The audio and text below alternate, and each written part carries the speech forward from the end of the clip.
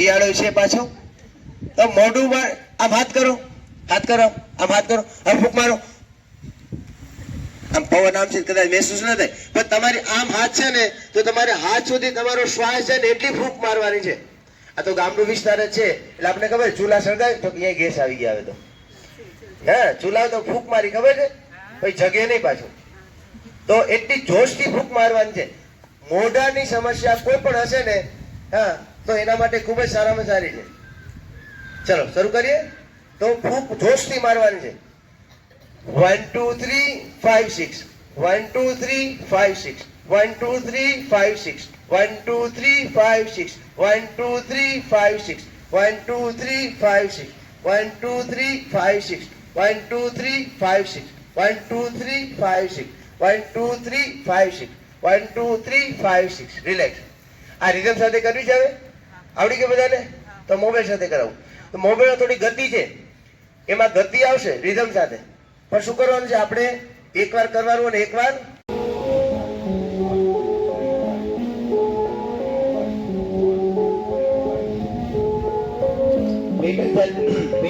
બંને ફૂલાવું અને બંને અંદર લઈ જાઓ.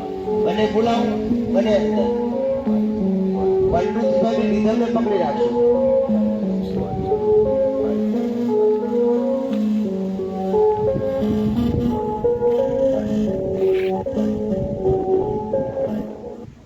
રિલેક્સ. ફ્લેટ કરી દો. આ ત્રીજી ડિફાઇનિંગ એક્સરસાઇઝ.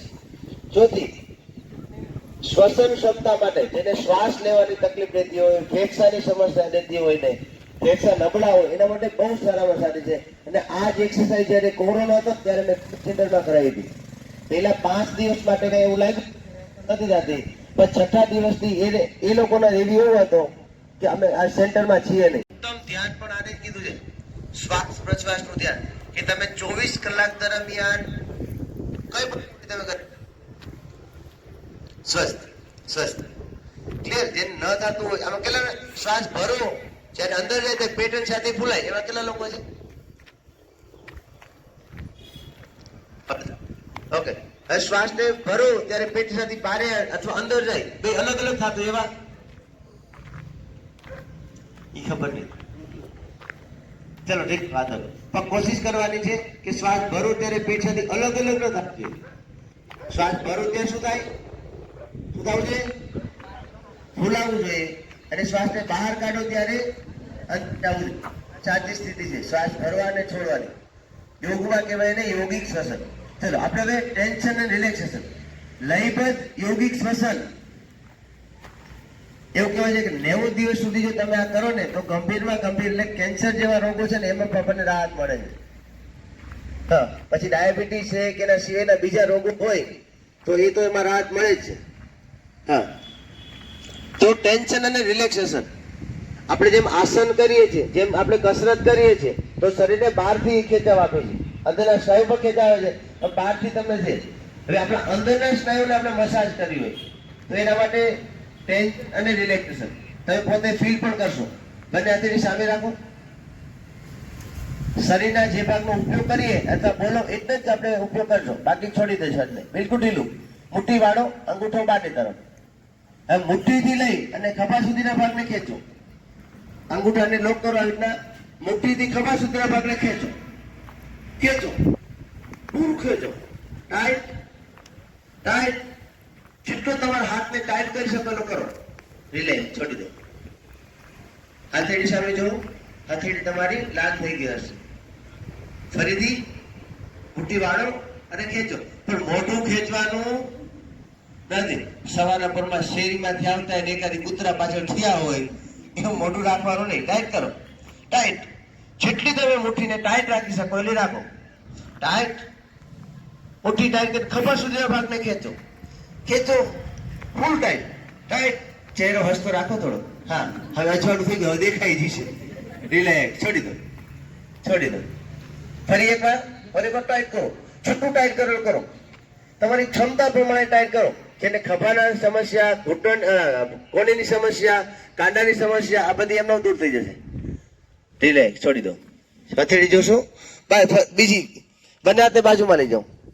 બંને હાથ બાજુમાં ખેંચો. જેટલું તમે બાજુમાં ખેંચી શકાય એટલું ખેંચો હાથને. જમણા હાથને જમણી બાજુ, ડાબા હાથને ડાબી બાજુ. ખેંચો જોશથી, જોશથી. રિલેક્સ, છોડી દો. ફરીથી એકવાર.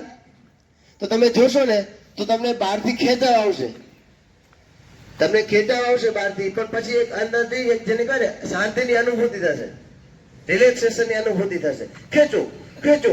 આપણે બહારગામ ગયા હોય, બે બેનપણીઓ ભેગી, બેનપણી જાજા ભાઈઓ નથી, બેનપણીઓ કહેવાય કે બે બેનપણીઓ ભેગી થઈ હોય અને બે એક એક આમ ખેંચે ને એક આમ ખેંચે, એક આમ ખેંચે આમ ખેંચે, એમ ખેંચો ખેંચો જોશથી, જોશથી. રિલેક્સ. હાય એમ થતું છે. ચલો ફરી એકવાર એકવાર એકવાર. હરેક ક્રિયા 3 વખત કરવાની હોય છે. આખી એની રીધમ પણ છે. ખેંચો ખેંચો જોશથી, જોશથી. તમારી ક્ષમતા પ્રમાણે ખેંચો ખેંચો. મોઢું રિલેક્સ, મોઢું રિલેક્સ રાખો. રિલેક્સ. ત્રીજી ક્રિયા કરીએ. તમારા પગને આગળ કરી દો, જમણા પગને આગળ કરો.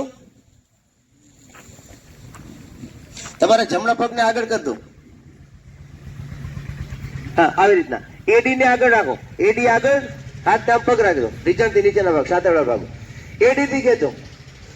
આપણને પેનીથી આપણે ચોમાસામાં પડે ગલી માટી હોય ને પછી આમ ચકેડા ફરીએ, કુંડાળા કરીએ. નામે માણસો કુંડાળા જ કરે, બરાબર ને? ચલો તો એડી થી ખેંચો. અંગૂઠા અને આંગળા આપણી તરફ રાખો. એડી થી આપણને કોઈ ખેંચતો હોય એમ ખેંચો ખેંચો ખેંચો જોશથી. ખાલી પગને ખેંચો. રિલેક્સ, છોડી દો. સાતરથી લઈને એડી સુધીના ભાગમાં ખેંચી શકાય એટલું ખેંચો. ટાઈટ કરો, ટાઈટ ટાઈટ. આપણે આપણા ટાંકે ખેંચી લેવાના, કોઈ ખેંચે નહીં. પૂરો શ્વાસ ભરી અને છોડવાનો છે, આ ધ્યાન આપજો.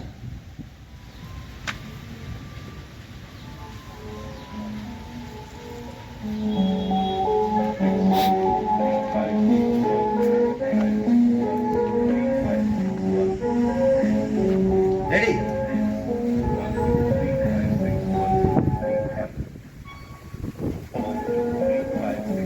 ચાલો 1 2 3 શ્વાસ ભરવાનો, છોડવાનો. 1 2 3 માં ભરવાનો.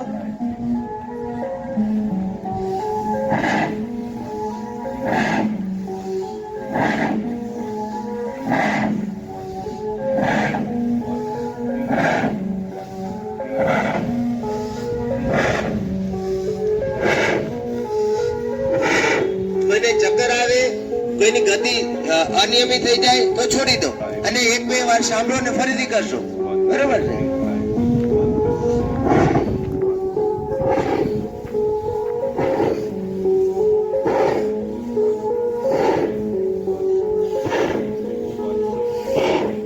બોડી આમ ન કરતા વાળવા નથી. અને રિલેક્સ રિલેક્સ રિલેક્સ. અને બેસી જશો.